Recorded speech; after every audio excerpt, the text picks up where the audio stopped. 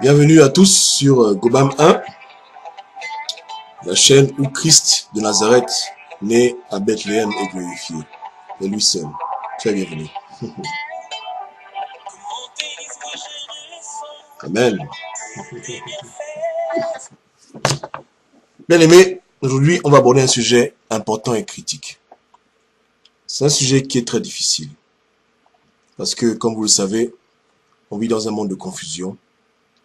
Et il y a des sujets, lorsqu'on les aborde, automatiquement, beaucoup de gens pensent qu'on veut introduire des fausses doctrines, ou qu'on veut séduire le peuple, ou qu'on s'ennuie, ou que c'est la chair, et bref.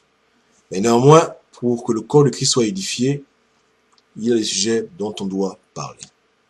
Particulièrement le sujet qui consiste à discuter des mots tabous. Aujourd'hui, le sujet du jour, c'est les sectes. La question qu'on se pose, elle est très simple. Un chrétien peut-il appartenir à une secte? La réponse, on ne peut pas répondre. On ne peut pas répondre à cette question parce que avant qu'on ne réponde à cette question, on doit d'abord définir ce qu'on entend par secte lorsqu'on utilise ce terme. Parce que pour ne pas jouer avec les mots, il faut qu'on ait les bonnes définitions. Comme vous le savez, on vit dans un monde où les langues que l'on parle sont vivantes. Et derrière chaque mot qu'on utilise, il existe une certaine définition, mais aussi une certaine connotation. Et pour que les choses soient claires, lorsqu'on pose ce genre de questions avec ces mots qui sont souvent tabous, il faut que vous et moi, nous puissions nous entendre sur ce qu'on entend par secte, avant même qu'on puisse répondre à la question de savoir si un chrétien peut appartenir à une secte. Il faut d'abord qu'on s'entende sur la définition du mot secte. Soyez bénis. Donc, premièrement, il se passe que le mot secte, lorsqu'il est utilisé dans les Écritures, a une définition particulière. C'est-à-dire, lorsqu'on parle de secte dans les Écritures, on parle de personnes qui sont tous ensemble adhérents à une philosophie ou à une manière de penser, souvent religieuse ou souvent non religieuse. Dans la Bible, on a l'exemple de deux sectes dans le Nouveau Testament. La secte des pharisiens et la secte des sadducéens. Donc, à l'époque, quand on parlait de secte, on ne parlait pas nécessairement d'occultisme. On parlait de personnes qui étaient membres d'une école de pensée ou d'un courant religieux. Donc, si on demande, est-ce qu'un chrétien peut appartenir à une secte? Si on s'en tient juste au concept biblique, la réponse est oui. Oui, un chrétien peut appartenir à une secte, c'est-à-dire un chrétien peut appartenir à un courant de pensée selon la manière à laquelle il voit les choses en Christ de Nazareth. Et comme vous le savez vous-même, dans le livre de Matthieu, chapitre 13 à 34, désolé, chapitre 13, verset 34, il est écrit que, et en toute chose, Jésus parlait à la foule en parabole. Et sans parabole, il ne leur parlait pas. Et le passage aussi revient dans l'évangile de Marc, chapitre 4, verset 34, que sans parabole, il ne leur parlait pas. Donc, voilà aussi une caractéristique des sectes de l'époque. Il y avait des connaissances et des savoirs qui n'étaient pas toujours divulgables au public. Le mouvement que notre Seigneur et Sauveur Jésus-Christ a commencé était catégorisé comme une secte à l'époque des Romains. on appelait la secte des Nazaréens. C'est-à-dire que des chrétiens, pour les gens du dehors, c'était une secte. C'est-à-dire un groupe de personnes qui ont des croyances qui sont souvent aliènes ou étrangères à la communauté qui les entoure, mais qui ne sont pas forcément occultes. Néanmoins, on voit nous-mêmes que le Christ, lorsqu'il parlait en public, avait un certain langage, mais lorsqu'il parlait avec ses apôtres, il leur expliquait les choses clairement. Parce que les privilèges d'appartenir à une secte à l'époque, c'est que tu pouvais recevoir des connaissances qui n'étaient pas accessibles à tout le monde. Non pas des connaissances occultes, mais des connaissances qui peuvent être importantes, mais qui ne sont pas forcément divulgables à tout le monde. Parce qu'il y avait une certaine sélection. Les connaissances étaient à la portée seule de ceux qui adhèrent au mouvement. Donc Jésus enseignait aux gens qui le suivaient. Aux pharisiens, Jésus ne voulait pas enseigner. Il leur parlait, mais en parabole, de façon mystérieuse, parce que il ne voulait pas que des gens qui ne croient pas en lui reçoivent les paroles de la vie. Les paroles de la vie sont pour ceux qui mettent leur confiance en Christ de Nazareth. Ces gens-là, Dieu leur parle clairement. Mais ceux qui ne veulent pas de Christ, pourquoi est-ce que Christ va leur donner des paroles de vie? Il lui-même l'a dit. Qu'on ne donne pas les perles au petit cochon, sinon après il marche dessus. Vous comprenez? Donc, à l'époque, le mouvement en Christ, c'était vraiment une secte. Mais pas selon la connotation actuelle du mot secte. Maintenant, pour venir à la question par rapport à notre époque, est-ce qu'un chrétien peut appartenir à une secte? Maintenant, il faut qu'on définisse de nos jours qu'est-ce qu'on entend par secte et la connotation. Bien sûr, la connotation populaire. Lorsqu'on entend le mot secte de nos jours, pour ma part, automatiquement, on pense à un groupe d'hommes ou de femmes qui ont une appartenance à une organisation secrète, ou du moins une organisation avec des secrets, et des secrets qui ont souvent, ou pour la plupart du temps, des racines ésotériques, occultistes. C'est-à-dire des gens qui sont dans un occultisme où ils ont des informations, des connaissances qu'on juge être interdites. Donc, dans ce cadre, non. Un chrétien ne peut pas appartenir à une obédience ou à une secte ou, comme on lit souvent ici, une loge, où à l'intérieur, les enseignements ont pour base l'ésotérisme.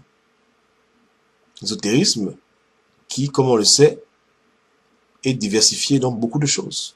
Dans la nécromancie, dans l'astrologie, dans l'invocation des esprits, dans les sorties astrales, toutes ces choses, non. Un chrétien n'a rien à faire dedans. Maintenant, est-ce qu'il est possible qu'en dépit du fait qu'un chrétien ne doit pas être dans les sectes, un chrétien puisse se retrouver dans une secte? Oui, c'est possible. Particulièrement si le chrétien est devenu chrétien après avoir été membre d'une secte. C'est-à-dire que tu es dans une secte et un jour tu rencontres Jésus-Christ de Nazareth et tu décides maintenant de partir. Oui, à ce moment-là maintenant, tu dois te désengager de ce genre de choses. Et tu ne dois pas avoir peur. Parce que Christ est au-dessus de toute forme d'occultisme. Pour le plupart du temps, dans ces obédiences, dans ces loges, les gens sont tenus du secret éternel. C'est-à-dire que s'ils parlent, on les tue. Et s'ils veulent partir de la loge, de ce milieu, souvent c'est des sectes visibles, c'est-à-dire dans des bâtiments visibles, et souvent c'est aussi des sectes invisibles, c'est-à-dire que les gens se retrouvent par la sortie astrale dans des lieux. Et pour ceux qui détractent, pour les détracteurs qui aiment toujours regarder mes vidéos pour essayer de voir si j'ai des hérésies, lisez Ézéchiel chapitre 8, vous verrez vous-même. Même à l'époque d'Ézéchiel, les sorciers se réunissaient dans le temple de Dieu, dans le monde spirituel, pour adorer des images abominables. Vous comprenez? Donc, il existe aussi des réunions secrètes dans le monde astral, et les gens sont membres d'organisations secrètes, non pas dans ce plan, mais dans le plan invisible. Et dans le plan visible, même chose. Donc, toutes ces choses qui ont attrait à l'occultisme, un chrétien ne peut pas être membre de ce genre de choses. Parce qu'un chrétien n'a pas besoin d'occultisme. Un chrétien n'a besoin que de la parole de vie, qui est Christ de Nazareth, la vérité absolue. Il n'y a pas de plus grande vérité que Jésus. Donc, qu'est-ce que tu as besoin d'autre à part Jésus? Rien du tout. Donc, non. Non. Maintenant, est-ce que nous devons faire la guerre à toutes ces sectes contemporaines, à toutes ces loges où nous savons que les gens pratiquent l'occultisme? Quelle doit être notre attitude par rapport à cela? notre attitude par rapport à ces loges qui existent est d'avoir beaucoup de miséricorde et de prier pour ces gens afin qu'ils puissent rencontrer Jésus. Dieu ne nous a pas envoyé faire l'étalage de ce qu'ils font ou vouloir les combattre. Non, notre combat, c'est pour les âmes. Mais maintenant, beaucoup de gens se sont égarés en train de combattre certaines loges, certaines organisations occultistes, à les dénigrer du matin au soir. Non. Jésus ne nous a pas envoyé faire ça. Jésus nous a envoyé prêcher l'évangile et amener les gens à Christ. On ne peut que s'opposer à ces gens que s'ils s'opposent à nous directement et officiellement. Mais allez sur le net, tapez, vous verrez que c'est toujours les chrétiens qui attaquent les occultistes. Vous verrez rarement des membres d'une obédience ou bien d'une loge qui vont faire une vidéo pour dire que les chrétiens c'est n'importe quoi. Mais c'est les chrétiens qui oublient quelle est leur mission principale, qui vont en guerre contre toutes sortes de loges et toutes sortes de regroupements occultes. Non. Les occultistes, beaucoup d'entre eux n'ont pas connu l'évangile. Beaucoup d'entre eux sont entrés dans les sectes ésotériques, non pas parce qu'ils n'avaient pas Jésus, mais parce qu'ils ne connaissaient même pas qui est à Jésus. Jamais on ne leur a parlé de l'évangile, donc on n'est pas là pour leur jeter la pierre, on est là pour prier pour eux. Et beaucoup de gens s'étonnent de dire, voilà, là-bas, il y a toutes sortes d'abominations, sacrifices humains, pédophilie, mais forcément. Pensez-vous que les gens puissent bien se comporter s'ils ne connaissent pas Jésus? Allez-vous vous en prendre à un fou à cause de sa folie? Si quelqu'un est malade de folie, allez-vous vous en prendre à lui s'il se comporte comme un fou? Que ferez-vous? Vous devez prier pour lui, afin que par vos prières, peut-être qu'il puisse venir à Christ et revenir à la raison.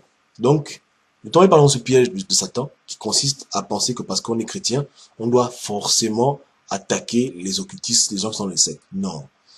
Priez pour eux, faites des jeûnes pour eux, amenez des Bibles dans leur temple. Hein. Si vous les voyez, s'ils se confient à vous, ils vous montrent la parole de Jésus, évangélisez à ces gens et priez pour leur âme. Priez pour leur âme, priez qu'ils puissent avoir la grâce de venir à Jésus. Parce qu'ils ont fait, pour la plupart, pas tous, c'est vrai que parmi eux, il y a des radicaux. Les radicaux, si vous attaquent, si vous empêchent d'œuvrer pour le Christ, particulièrement, vous avez le droit de les exposer. Mais néanmoins, vous devez faire attention. Parce que si quelqu'un est rentré dans une secte, par manque de connaissances, et que maintenant il cherche à s'en sortir, et il va sur une vidéo YouTube, et au lieu de voir des chrétiens d'amour qui vont prier pour lui, qui vont l'aider, il ne voit que de la condamnation, et les gens qui vont lui pointer du doigt toute sa vie, si jamais un jour ils savent qu'il était dans une secte et qu'il a fait des abominations. Donc ne donnons pas aux gens une occasion de ne pas se repentir, et ayons beaucoup de miséricorde pour ceux qui sont loin de Dieu et qui, à cause de leur manque de connaissance de qui est Jésus, ont fait des mauvais choix, des choix qui leur ont coûté cher et même maintenant qui leur coûtent cher. Et prions que Dieu les délivre de l'engrenage et des pactes qu'ils ont pu signer pour venir à la lumière de Jésus. Amen. Donc, soyez bénis. Comme je dis, il ne faut pas qu'on pense que les chrétiens sont des trouillards, non. Mais avant même qu'on lui dénigre quelqu'un, on veut d'abord son salut, on veut d'abord le sauver. Maintenant, si vous voyez une secte qui s'érige, qui commence à parler mal des chrétiens et dire n'importe quoi sur Jésus et fatiguer les gens, alors là, ça va chauffer. Alors là, maintenant, ce sera maintenant guerre ouverte. Mais tant qu'ils font leur truc, on ne peut que prier pour eux pour qu'ils viennent à Jésus. Parce que malheureusement, on se rend compte que de nos jours, les occultistes et les gens qui ne connaissent pas Jésus ont souvent plus de respect que nous avons de respect vis-à-vis d'eux. Et nous devons avoir du respect et de l'amour pour eux. Et nous devons prier pour eux, œuvrer, leur apporter l'évangile. Voilà ce que Dieu nous demande de faire. Vous comprenez? Si un homme vit sans la lumière du Christ, il ne peut que se cogner. Donc on ne va pas les condamner parce qu'ils se comportent mal. Ils se comportent mal parce qu'ils n'ont pas Jésus. Donc, proposons-leur de venir à Jésus et ensuite on verra la suite. Amen. Donc, pour récapituler la question qui nous concerne, aujourd'hui, en 2013, un chrétien ne peut pas être membre d'une secte. S'il est, parce qu'il s'est converti après avoir adhéré à cette secte, qu'il demande à Dieu la grâce et la force de pouvoir le libérer de cette situation. Et s'il est en Christ et qu'il songe à rejoindre une organisation sectaire, ou bien publique avec des secrets ésotériques, des secrets d'occultisme, non. Ah non. N'y pense même pas. N'y pense même pas. Maintenant que ce soit une organisation qui a une adresse physique, non. Que ce soit une organisation qui est invisible, parce que c'est comme nous jouons à beaucoup de petits malins. Ils ne sont plus membres de sectes qu'on voit, maintenant ils sont membres de sectes dans le monde occulte. Non. Tu es en Christ, tu ne peux pas faire ce genre de choses.